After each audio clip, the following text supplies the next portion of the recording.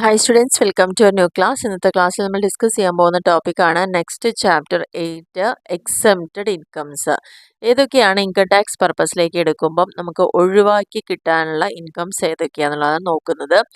Exempted income എന്ന് പറഞ്ഞു കഴിഞ്ഞാൽ എന്താണ്? Income means which are not chargeable to income tax. Income tax charge ചെയ്യേണ്ടതായിട്ടുള്ള ഇൻകംസ് ഏതൊക്കെയാണെന്നുള്ളത്.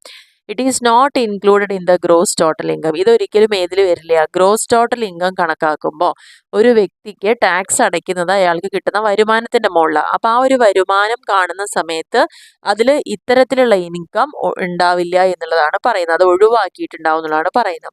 അപ്പോൾ ഏതൊക്കെയാണ് ഇങ്ങനെ ഒഴിവാക്കപ്പെട്ടിട്ടുള്ള ഇൻകം എന്നതിനെ കുറിച്ചാണ് നമുക്ക് ഈ ഒരു ചാപ്റ്റർ ഡിസ്കസ് ചെയ്യാനുള്ളത്. അതിൽ 3 തരത്തിലുള്ള കാര്യങ്ങളാണ് പ്രധാനമായിട്ട് പറയുന്നത്. ഒന്ന്, എല്ലാ അസസീസിനും ഒഴിവാക്കുന്ന കാര്യങ്ങൾ എന്തൊക്കെയാണത്.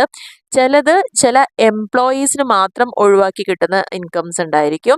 ചിലത് എങ്ങനെയാന്ന് വെച്ചാൽ ചില ഇൻസ്റ്റിറ്റ്യൂഷൻസിന് ഒഴിവാക്കി കൊടുക്കുന്ന ഇൻകംസ് ഉണ്ടായിരിക്കും. അങ്ങനെ ആ ഒഴിവാക്കുന്ന ഇൻകങ്ങൾ ഈ 3 കാറ്റഗറി ആയിട്ടാണ് പറയുന്നത്. എല്ലാ അസസികൾക്കും ഒരുപോലെ ഒഴിവാക്കപ്പെടുന്നത്, ചില എംപ്ലോയീസിന് മാത്രം കിട്ടുന്ന ചില കിഴിവുകൾ, ചിലത് ഇൻസ്റ്റിറ്റ്യൂഷൻ ആയതുകൊണ്ട് മാത്രം കിട്ടുന്ന ചില ഡിഡക്ഷൻസ്, ഓക്കെ, എക്സംഷൻസ്, ഇളവുകൾ. അപ്പോൾ അതിൽ ഫസ്റ്റ് നമുക്ക് നോക്കുന്നത് എല്ലാ അസസീസിനും കിട്ടുന്ന ഒഴിവാക്കി കിട്ടുന്ന ഇൻകംസ് ഏതൊക്കെയാണെന്നുള്ളതാണ് പറയുന്നത്. അതിൽ ഫസ്റ്റ് പോയിന്റ് ആണ് അഗ്രികൾച്ചറൽ ഇൻകം എന്ന് പറയുന്നത്. അഗ്രികൾച്ചർ ഇൻകം എന്ന് പറഞ്ഞു കഴിഞ്ഞാൽ ഇന്ത്യയിൽ എന്തെങ്കിലും തരത്തിൽ കൃഷി ചെയ്യുകയും അതിൽ ഒരു ഇൻകം ഉണ്ടാവുകയും ചെയ്താൽ അത് എല്ലാ ആളുകൾക്കും ഒരുപോലെ എന്താണ്? ഇൻകം ടാക്സ് എന്ന് എക്സംപ്റ്റ് ചെയ്തിരിക്കുന്ന ഒരു കാര്യമാണ് agriculture income from India. Amount received from HUF, ഒരു ഹിന്ദു അൺഡിവൈഡഡ് ഫാമിലിയിൽ നിന്ന് ഏതെങ്കിലും തരത്തിലൊരു ഒരു എമൗണ്ട് നമ്മൾ റിസീവ് ചെയ്തിട്ടുണ്ടെങ്കിൽ അത് നമുക്ക് എക്സംപ്റ്റഡ് ആണ്. അപ്പോൾ ഞാൻ ഐറ്റംസ് മാത്രം ഒന്ന് പറഞ്ഞു പോവാം. അഗ്രികൾച്ചർ ഇൻകം, അതേപോലെ HUF നിന്ന് കിട്ടുന്ന എമൗണ്ട്, പിന്നെ ഒരു ഫേമിൽ നമ്മൾ പാർട്ട്ണർ ആണെങ്കിൽ അവിടുന്ന് കിട്ടുന്ന ഷെയർ ഓഫ് ഇൻകം, അതേപോലെ Bhopal gas leak disaster act പ്രകാരം വല്ല പേയ്മെൻറ്റും ഫാമിലീസിന് കിട്ടിയിട്ടുണ്ടെങ്കിൽ അത് ഒഴിവാക്കിയിട്ടുണ്ട്. ആൻഡ് നെക്സ്റ്റ് പോയിന്റിൽ പറഞ്ഞിരിക്കുന്നത് കോമ്പൻസേഷൻ ഓഫ് ഡിസാസ്റ്റർ, എന്തെങ്കിലും ദുരിതങ്ങൾ ഉണ്ടായിക്കഴിഞ്ഞാൽ അതുമൂലം കിട്ടുന്ന കോമ്പൻസേഷനൊക്കെ ഇളവ് കിട്ടുന്നതായിരിക്കും. ആൻഡ് ലൈഫ് ഇൻഷുറൻസ് മണി, ഇനി ലൈഫ് ഇൻഷുറൻസ് പോളിസി എടുത്തിട്ടുണ്ടെങ്കിൽ അതിൽ നിന്ന് കിട്ടുന്ന എമൗണ്ടിന് interest on tax free government security, നമ്മൾ നേരത്തെ പറഞ്ഞ ടാക്സ് ഫ്രീ ആയിട്ടുള്ള ഗവൺമെൻറ് സെക്യൂരിറ്റീസ് നമ്മൾ വാങ്ങുകയും അതിൻ്റെ മുകളിൽ നമുക്ക് ഇൻട്രസ്റ്റ് കിട്ടിയിട്ടുണ്ടെങ്കിൽ അതെല്ലാം നമുക്ക് ഇതിൽ നിന്ന് ഒഴിവാക്കപ്പെട്ടിട്ടുള്ള ഇൻകംസ് ആണ്.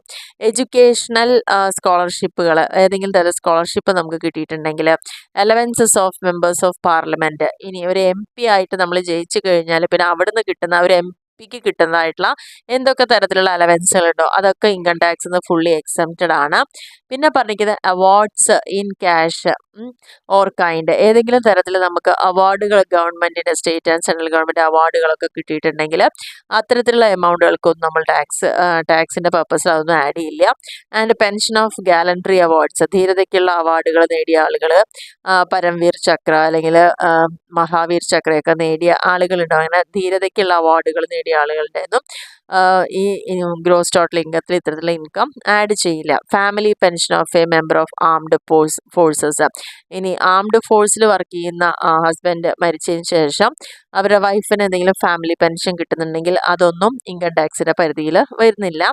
And annual value of 1 palace of rulers of Indian States, ഏതെങ്കിലും രാജഭരണം ഇപ്പോഴും നിലനിൽക്കുന്നുണ്ടെങ്കിൽ അതുവഴി നമുക്കുണ്ടാവുന്ന ഏതെങ്കിലും annual value of 1 palace of rulers of India.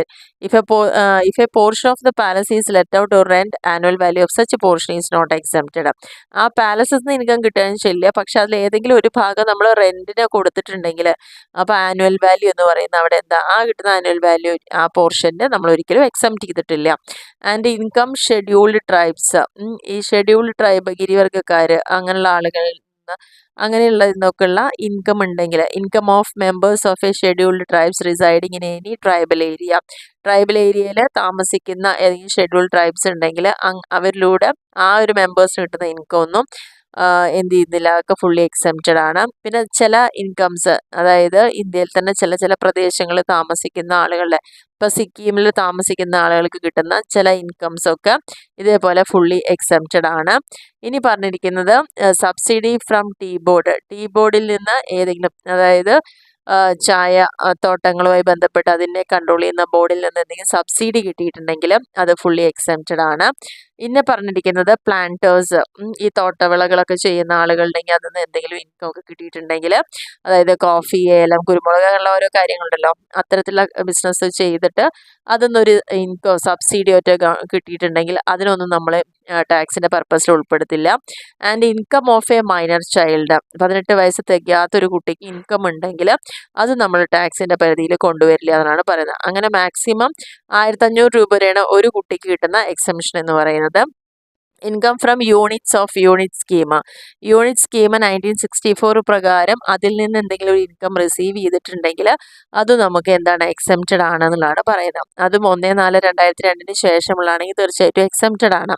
Interest received by NRI from NRE account, NRE അക്കൗണ്ടിൽ നിന്ന് ഒരു NRIക്ക് എന്തെങ്കിലും ഇൻട്രസ്റ്റ് റിസീവ് ചെയ്തിട്ടുണ്ടെങ്കിൽ അത് നമുക്ക് എക്സെപ്റ്റഡ് ആയിട്ടാണ് പറയുന്നത്. പിന്നെ പറയുക interest accruing on deposits and withdrawals from Sukanya Samriddhi Yojana, അതായത് പെൺകുട്ടികളുള്ള മാതാപിതാക്കന്മാർ അവരുടെ വിദ്യാഭ്യാസത്തിനും വിവാഹാവശ്യത്തിനൊക്കെ വേണ്ടിയിട്ട് ഇത്തരത്തിലുള്ള പദ്ധതികളിൽ പണം നിക്ഷേപിച്ചിട്ടുണ്ടെങ്കിൽ അതിൽ നിന്ന് ഇൻട്രസ്റ്റ് നമ്മൾ ഏൺ ചെയ്തിട്ടുണ്ടെങ്കിൽ അതിലൊക്കെ നമുക്ക് എക്സംഷൻ കിട്ടും. ഇൻകം ഫ്രം ഇക്വിറ്റി ഷെയർസ്, നമ്മൾ ഏതെങ്കിലും കമ്പനിയുടെ ഇക്വിറ്റി ഷെയർ പർച്ചേസിന് അതിൻ്റെ ഭാഗമായിട്ട് ഇൻകം കിട്ടുന്നുണ്ടെങ്കിൽ, ഒരു ലോങ് ടേം ക്യാപിറ്റൽ അസറ്റായി ട്രാൻസ്ഫർ ചെയ്യുന്നതിൻ്റെ ഭാഗമായിട്ട് എന്തെങ്കിലും ഒരു ഇൻകം റിസീവ് ചെയ്തിട്ടുണ്ടെങ്കിൽ അത് എക്സെംപ്റ്റഡ് ആണ്. Capital gains on transfer of agricultural land in urban ഏരിയയിൽ ഏതെങ്കിലും തരത്തിൽ നമ്മൾ അഗ്രികൾച്ചറൽ ലാൻഡ് ട്രാൻസ്ഫർ ചെയ്യുന്നതിൻ്റെ ഭാഗമായിട്ട് ക്യാപിറ്റൽ ഗെയിൻ ഉണ്ടായിട്ടുണ്ടെങ്കിൽ അത് എക്സെംപ്റ്റഡ് ആണ്. And long term capital gains on transfer of A listed equity share, listed കമ്പനിയുടെ പേര് ലിസ്റ്റ് ചെയ്തിരിക്കുന്ന സ്റ്റോക്ക് എക്സ്ചേഞ്ചിൽ ലിസ്റ്റ് ചെയ്യപ്പെട്ടതാണെങ്കിൽ അതിൻ്റെ ഇക്വിറ്റി നമ്മൾ വാങ്ങി അതേപോലെ യൂസ് ചെയ്ത് സെയിൽ ചെയ്യുന്നതിൻ്റെയൊക്കെ ഭാഗമായിട്ട് എന്തെങ്കിലും ഒരു ലോങ് ടേം ക്യാപിറ്റൽ ഗെയിനൊക്കെ കിട്ടിയിട്ടുണ്ടെങ്കിൽ അവിടെ എക്സംഷൻ കിട്ടും.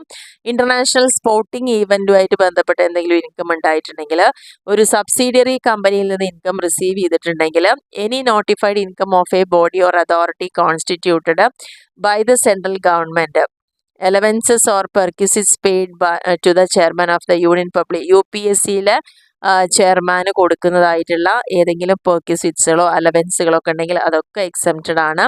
Income from newly established industrial undertaking in free trade zone, അതായത് ഫ്രീ ട്രേഡ് സോണിൽ നമ്മൾ എന്തെങ്കിലും ഒരു ഇൻഡസ്ട്രി സ്റ്റാർട്ട് ചെയ്യുകയും അതിൽ നിന്ന് എന്തെങ്കിലും ഇൻകം ഡിറൈവ് ചെയ്യുകയും ചെയ്തിട്ടുണ്ടെങ്കിൽ അതെല്ലാം എക്സെംപ്റ്റഡ് ആണ്. Income from newly established 100% export oriented undertaking, ഇനി നമ്മൾ ചെയ്തു തുടങ്ങുന്ന ബിസിനസ് എന്ന് പറയുന്നത് 100% ഉണ്ടാക്കുന്ന ഉൽപ്പന്നങ്ങൾ കംപ്ലീറ്റ് ആയിട്ട് എക്സ്പോർട്ട് ഓറിയൻറ്റഡ് ആയിട്ട് നമ്മൾ ചെയ്യുന്നതെങ്കിൽ അത്തരത്തിലുള്ള ആ കമ്പനി നടത്തിപ്പിൻ്റെ ഭാഗമായി നമുക്ക് ഉണ്ടാകുന്ന ഇൻകവും ഫുള്ളി എക്സെംപ്റ്റഡ് ആണ്. ഇപ്പോൾ പറഞ്ഞിരിക്കുന്ന ഈ ഒരു 30 പോയിന്റുകളുണ്ട്. ആ 30 പോയിന്റും ഇന്ത്യയിലുള്ള എല്ലാ അസസീസിനും അത് ബാധകമാണ് എന്നുള്ളതാണ് പറയുന്നത്. ഇത് എല്ലാ ആളുകൾക്കും ബാധകമായിട്ടുള്ള കോമൺ ആയിട്ടുള്ള എക്സംഷനാണ് പറയുന്നത്. ഇനി ഇതിൽ നമുക്ക് പറയാനുള്ളത്, നമ്മൾ 3 കാറ്റഗറിയായി തിരിച്ച സ്ഥിതിക്ക് എംപ്ലോയീസിന് മാത്രമുള്ള ചില, നേരത്തെ നമ്മൾ പറഞ്ഞല്ലോ, ഒന്ന് എല്ലാ അസസീസിനുള്ളതാണ്. ഇവിടെ രണ്ടാമത് പറയുന്നത് ചില ജോലിയുടെ ഭാഗമായിട്ട് ചില ജോലിക്കാർക്ക് മാത്രം കിട്ടുന്ന ഇളവുകളെ കുറിച്ചാണ് ഇവിടെ പറയുന്നത്. നമ്മൾ ഓൾറെഡി സാലറി പഠിക്കുമ്പോൾ പഠിച്ചതിന് leave, travel concession, allowance on perquisites outside India, gratuity, commuted pension, encashment, compensation on retrenchment, compensation on voluntary retirement, tax paid by employer on perquisite, payment of from SPF statutory provident fund, payment from recognised provident fund. അപ്പോൾ ഇതൊക്കെ എംപ്ലോയീസിന് മാത്രം allow ചെയ്തിരിക്കുന്ന എക്സെംപ്റ്റഡ് incomes ആണ്. അതുപോലെ payment from approved സൂപ്പറാനക്സേഷൻ fund, പിന്നെ house rent അലവൻസുകൾ, special allowance, നമ്മളെല്ലാം already income from സാലറിയിൽ പഠിച്ച കാര്യങ്ങൾ. അതൊക്കെ ഒരു ഗവൺമെൻറ് എംപ്ലോയി അല്ലെങ്കിൽ ഇന്ന ഫീൽഡിൽ വർക്ക് ചെയ്യുന്ന ഒരാൾക്കാർക്ക്, അങ്ങനെ എംപ്ലോയീസിന് മാത്രമായി കിട്ടുന്ന 13 അലവൻസുകളാണ് ഇവിടെ പറഞ്ഞിരിക്കുന്നത്. നെക്സ്റ്റ് പറഞ്ഞിരിക്കുന്നത് ചില സ്ഥാപനങ്ങൾക്ക് കിട്ടുന്ന ഇളവുകളെ കുറിച്ചാണ്. ഇൻസ്റ്റിറ്റ്യൂഷന് പ്രധാനമായിട്ടും ഒരു 19 ഇളവുകൾ കിട്ടുന്നുണ്ട്. Income of A local authority, ഒരു തദ്ദേശ സ്വയംഭരണ സ്ഥാപനത്തിൽ നിന്ന് കിട്ടുന്ന ഇൻകം, അത് നമുക്ക് ടാക്സിൽ ഉൾപ്പെടുത്തേണ്ടതില്ല. റിസർച്ച് അസോസിയേഷൻ അപ്രൂവ് ചെയ്തിട്ടുണ്ടെങ്കിൽ അതിൽ നിന്നുള്ള ഇൻകം ആണെങ്കിൽ, ന്യൂസ് ഏജൻസിയുടെ ഇൻകംസ്, പ്രൊഫഷണൽ ഇൻസ്റ്റിറ്റ്യൂട്ടിന് കിട്ടുന്ന incomes, income of pension fund setup by LICയുടെയോ മറ്റുള്ള ഇൻഷുറൻസ് കൊടുക്കുന്ന ഏതെങ്കിലും പെൻഷൻ ഫണ്ടിൽ നിന്ന് ഇൻകം ഉണ്ടെങ്കിൽ, ആൻഡ് ഖാദി ആൻഡ് വില്ലേജ് ഇൻഡസ്ട്രീസിൻ്റെ ഇൻകം, സ്പെസിഫൈഡ് ആയിട്ടുള്ള ചാരിറ്റബിൾ ഫണ്ടിൽ ഫണ്ടിൻ്റെ, വെഞ്ചർ ക്യാപിറ്റൽ ഫണ്ടിൻ്റെ, അതേപോലെ രജിസ്ട്രേഡ് ട്രേഡ് യൂണിയൻസ് ഉണ്ടെങ്കിൽ പ്രൊവിഡൻറ്റ് ഫണ്ടിൽ നിന്ന് കിട്ടുന്ന ഇൻകംസ്, എംപ്ലോയി സ്റ്റേറ്റ് ഇൻഷുറൻസ് ഫണ്ടിൽ നിന്ന് കിട്ടുന്ന ഇൻകം, ഇനി body of promoting interest of scheduled caste and scheduled tribes നിന്ന് കിട്ടുന്ന incomes, corporation setup four benefit of minority community, അതായത് ന്യൂനപക്ഷങ്ങൾക്ക് വേണ്ടി കൊടുക്കുന്ന ആ പ്രവർത്തനങ്ങൾ ചെയ്യുന്ന സ്ഥാപനങ്ങളുടെ ഇൻകമൊക്കെ ഒരുപാട് കാര്യങ്ങൾക്ക് അവർക്ക് ഇളവ് കൊടുത്തിട്ടുണ്ട്. Income of A political party, ഒരു പൊളിറ്റിക്കൽ പാർട്ടിയുടെ ഇൻകം എന്ന് പറയുന്നത് അത് എക്സെപ്റ്റഡ് ആണ്. ആ സ്ഥാപനത്തെ സംബന്ധിച്ചോളം ഇലക്ട്രൽ ട്രസ്റ്റിൽ നിന്ന് വരുന്ന ഇൻകംസ്, പ്രസാർ ഭാരതിയുടെ ഇൻകം ബ്രോഡ്കാസ്റ്റിംഗ് കോർപ്പറേഷൻ്റെ ഭാഗമായിട്ട് വരുന്നത്, പിന്നെ securitisation trust from activity of securitisation അത് ഈ ഒരു സെക്ഷൻ പ്രകാരം സെക്യൂരിറ്റി ആക്റ്റുമായി ബന്ധപ്പെട്ട് വരുന്ന ഇൻകം ഉണ്ടെങ്കിൽ അത് ഫുള്ളി ആ സ്ഥാപനത്തെ എക്സംഷൻ കിട്ടും. Any income by way of contribution received from a depository നിന്ന് റിസീവ് ചെയ്തിരിക്കുന്ന ഏതെങ്കിലും കോൺട്രിബ്യൂഷൻസിൻ്റെ ഭാഗമായിട്ട് ഒരു ഇൻകം ജനറേറ്റ് ചെയ്തിട്ടുണ്ടെങ്കിൽ അത് ആ സ്ഥാപനത്തിന് എന്ത് ചെയ്യാം, എക്സംഷൻ കിട്ടുന്നതായിരിക്കും. Any income on account of buyback of unlisted shares of A domestic company, ഒരു ഇന്ത്യയിൽ തന്നെ വർക്ക് ചെയ്യുന്ന ഡൊമസ്റ്റിക് കമ്പനിയുടെ ലിസ്റ്റ് ചെയ്തിട്ടില്ലെങ്കിൽ പോലും ആ ഷെയർസ് ബൈബാക്ക് ചെയ്യുന്നതിൻ്റെ ഭാഗമായിട്ട് ചിലപ്പോൾ എന്ത് ചെയ്യാം, ഇൻകം ഉണ്ടായിട്ടുണ്ടാവാം. ആ ഇൻകവും ഫുള്ളി എക്സംപ്റ്റഡ് ആണ്. ആ സ്ഥാപനത്തിന് അതിൻ്റെ ടാക്സ് പർപ്പസിന് വേണ്ടിയിട്ട് അവിടുത്തെ ടോട്ടൽ ഇൻകം കണക്കാക്കുമ്പോൾ അതിൽ നിന്നൊക്കെ ഇളവുകൾ ലഭിക്കാവുന്നതാണ്. അപ്പോൾ നമുക്ക് ഈ ഒരു ചാപ്റ്റർ എന്ന് പറയുന്നത് ജസ്റ്റ് ഇത്രയും കാര്യങ്ങൾ മാത്രമേ ഇവിടെ പഠിക്കാനുള്ളൂ. അപ്പോൾ നമ്മൾ പ്രധാനമായിട്ട് നോക്കിയത് ഏതൊക്കെയാണ് ഇളവുകൾ കിട്ടുന്ന ഇൻകംസ് എന്നാണ്. അതിനെ 3 കാറ്റഗറിയും പറഞ്ഞിട്ടുണ്ട്. അപ്പോൾ ജസ്റ്റ് ഒന്ന് അത് മനസ്സിലാക്കി വയ്ക്കാം. എല്ലാ അസസീസിനും ഉള്ളത് ഏതൊക്കെയാണ്, എംപ്ലോയീസിന് മാത്രം കിട്ടുന്നത് എന്തൊക്കെയാണ്, ഇൻസ്റ്റിറ്റ്യൂഷന് മാത്രം കിട്ടുന്നത്. അപ്പോൾ ഇത് ഈ ഒരു ചാപ്റ്റർ എന്ന് പറയുന്നത് ശരിക്കും നമുക്കൊരു എസ്സേ ആയിട്ട് ചോദിക്കാൻ ചാൻസ് ഉള്ളതാണ്. കാരണം എക്സ്പ്ലെയിൻ ദ എക്സംപ്റ്റഡ് ഇൻകംസ് എന്ന് ചോദിക്കാം. അപ്പോൾ ഈ ഒരു കാര്യങ്ങൾ കുറച്ചൊരു 10 പോയിന്റ് വീതെങ്കിലും 3 കാറ്റഗറിയിൽ നിന്ന് ഒന്ന് പഠിച്ച് മനസ്സിലാക്കി വയ്ക്കുക. അങ്ങനെയാണെങ്കിൽ എക്സാമിൽ നല്ല രീതിയിൽ തന്നെ നിങ്ങൾക്ക് പ്രസൻറ്റ് ചെയ്യാൻ പറ്റുന്നതായിരിക്കും. അപ്പോൾ ഈ ഒരു 8ാമത്തെ ചാപ്റ്റർ ഇത്ര മാത്രമേ ഉള്ളൂ. അപ്പോൾ ഈ ഒരു 3 സെക്ഷൻ എന്താണെന്നുള്ളതും ആ 3 കാറ്റഗറി എന്താണെന്നും അതിലേക്ക് വരുന്ന കുറേ ഇപ്പോൾ എംപ്ലോയീസിനെ സംബന്ധിച്ചോളൊക്കെ നമുക്ക് ഓൾറെഡി നമ്മൾ പഠിച്ചു കഴിഞ്ഞ പോയിന്റ്സുകളാണ്. അപ്പോൾ അത് നമുക്ക് ഈസി ആയിട്ട് തന്നെ മനസ്സിലാക്കാൻ പറ്റും. കുറച്ച് എല്ലാ അസസീസിനുള്ളതും ചില പോയിന്റുകളൊക്കെ നമ്മൾ പല ഭാഗത്ത് നോക്കിയ കാര്യങ്ങൾ തന്നെയാണ്. ഇൻസ്റ്റിറ്റ്യൂഷൻ മാത്രമാണ് എനിക്ക് തോന്നുന്നു കുറച്ചും കൂടി പുതിയതായിട്ട് നമുക്ക് പഠിക്കേണ്ട കാര്യങ്ങൾ അടങ്ങിയിട്ടുള്ളൂ. അപ്പോൾ ആ രീതിയിൽ തന്നെ ഒരു 10 പോയിന്റ് വീതം 3 കാറ്റഗറിയിൽ നിന്നും പഠിച്ചാൽ തന്നെ നമുക്കൊരു 10 മാർക്കിന് എസ്സേ ക്വസ്റ്റ്യന് നല്ല രീതിയിൽ അറ്റൻഡ് ചെയ്യാൻ പറ്റുന്ന ഒരു ചാപ്റ്റർ തന്നെയാണ്. അപ്പോൾ ഇതിൽ വേറെ കാൽക്കുലേഷനോ കാര്യങ്ങളോ ഒന്നും വരുന്നില്ല. ഈ ഇൻകംസ് മാത്രം ഒന്ന് പഠിച്ചു വയ്ക്കുക. അപ്പോൾ ഈ എടുത്തിരിക്കുന്ന ക്ലാസ് നിങ്ങൾക്ക് എല്ലാവർക്കും ക്ലിയർ ആയി എന്ന് വിചാരിക്കുന്നു. അപ്പോൾ ഈ ഒരു ക്ലാസ് ഇഷ്ടമാണെങ്കിൽ തീർച്ചയായിട്ടും ലൈക്ക് ചെയ്യാനും ഷെയർ ചെയ്യാനും കമൻറ്റ് ചെയ്യാനും മറക്കരുത്. സബ്സ്ക്രൈബ് ചെയ്യാത്ത ആൾക്കാരെ തീർച്ചയായിട്ടും സബ്സ്ക്രൈബ് ചെയ്യുക, സപ്പോർട്ട് ചെയ്യുക. Okay, thank